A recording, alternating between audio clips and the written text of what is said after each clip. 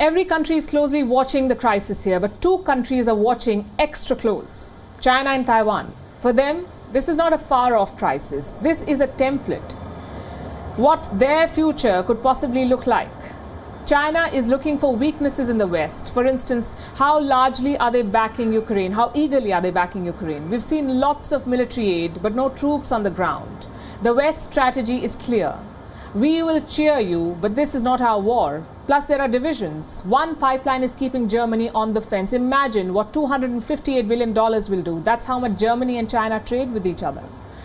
In this case, the fight is at Europe's border, yet there is no unity in Europe. What will happen if the war is thousands of miles away in the Pacific?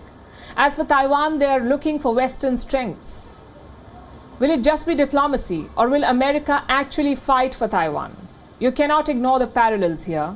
Putin considers Ukraine to be a long-lost Soviet province. China thinks the same about Taiwan. Ukraine's defense rests on what America offers. So does Taiwan's. Both countries get military aid worth billions of dollars from the US. They're very similar cases. Does that mean that Taiwan is next? It's certainly a worrying thought. Ukraine is surrounded by American allies. It is also close to the NATO bastion. Yet there is no guarantee on Ukraine's sovereignty, on Ukraine's safety. Compare that to Taiwan. It is miles away in the Pacific. Will America's regional allies step up when the time comes for Taiwan? Japan is a pacifist nation. India has ruled out a military advance or an alliance. The fact is, NATO's writ does not work in the Pacific, at least not like it does in Europe.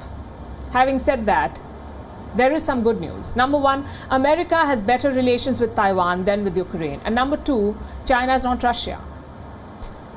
Let's take them one by one.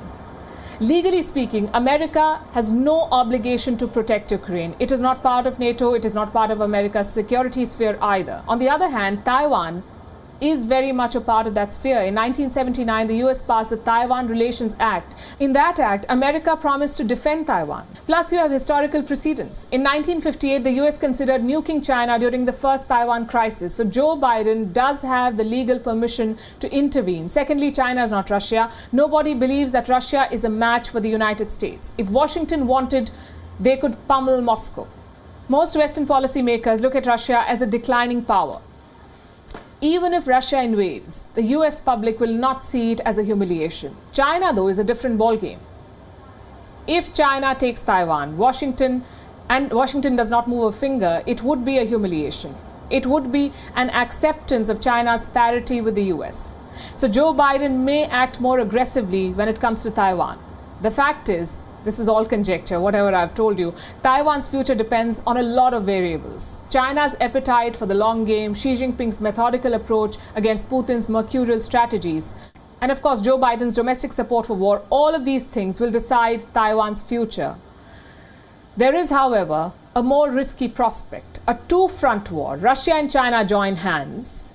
Russia takes Ukraine and China takes Taiwan. And if that happens, the West will have to choose. To avoid such risky scenarios, America needs to send a message here, and that message must be heard in Beijing. If you invade, there will be a cost. But if Biden lets Putin take Ukraine, Xi Jinping could see it as a green light, a sign of war weariness and weakness. WION is now available in your country. Download the app now and get all the news on the move.